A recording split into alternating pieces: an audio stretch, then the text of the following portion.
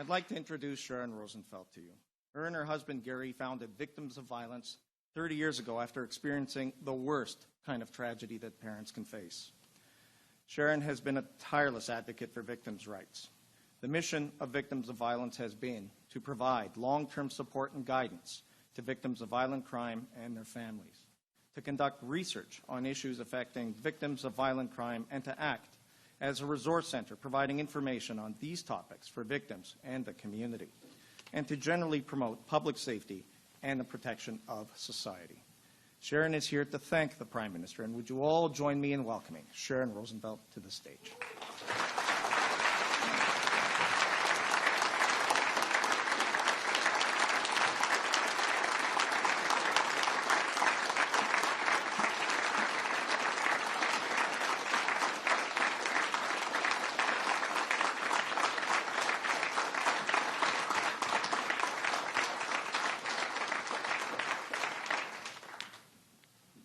Thank you very, very much. Prime Minister, before I even begin my talk, I want to tell you how grateful I am and our organization and many victims of crime across Canada, because you're quite right that this government has put victims at the forefront in relation to public safety, as well as providing services for victims of crime. And it was a major feat when the government passed the federal Canadian Victims' Bill of Rights, and for that I'm forever appreciative.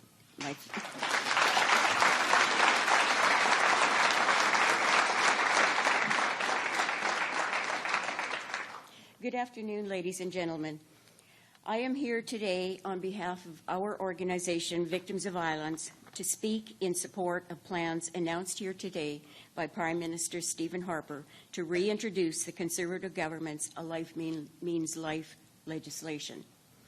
I am also here today as a Canadian citizen and as the mother of a child who was one of 11 children who were hunted, lured, abducted, raped, and murdered in 1981 over a 9-month period in British Columbia.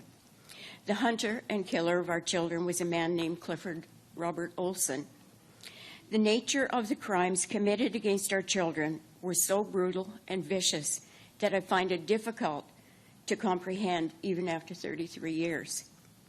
I still struggle with what was done to my son, but that is something I just have to live with.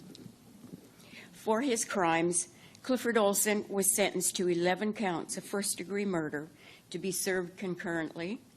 That means he was sentenced to life in prison, but was eligible for parole after 25 years.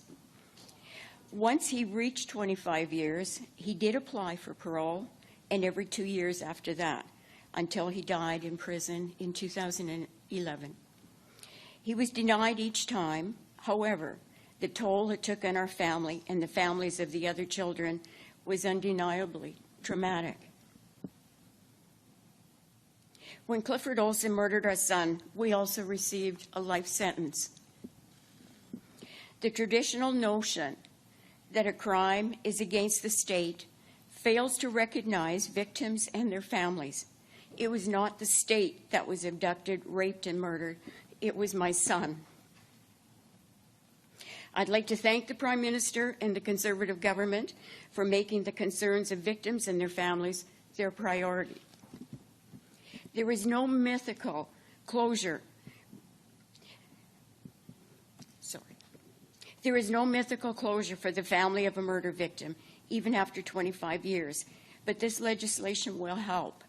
Families who lose loved ones to killers like Clifford Olsen will never have to attend parole hearings every 2 years, opening up old wounds and scars that never heal as they try to move forward and build a new life after the horror of the crime. And this type of criminal will never have the chance to hurt anybody again. The public rightfully expects and trusts that governments will do everything in their power to protect our children, our families, and our communities. That is what this legislation is about. And that is why our organization has consistently asked for it, and that is why we stand in support of it today and the Conservative government and our Prime Minister, Stephen Harper. Thank you, Prime Minister.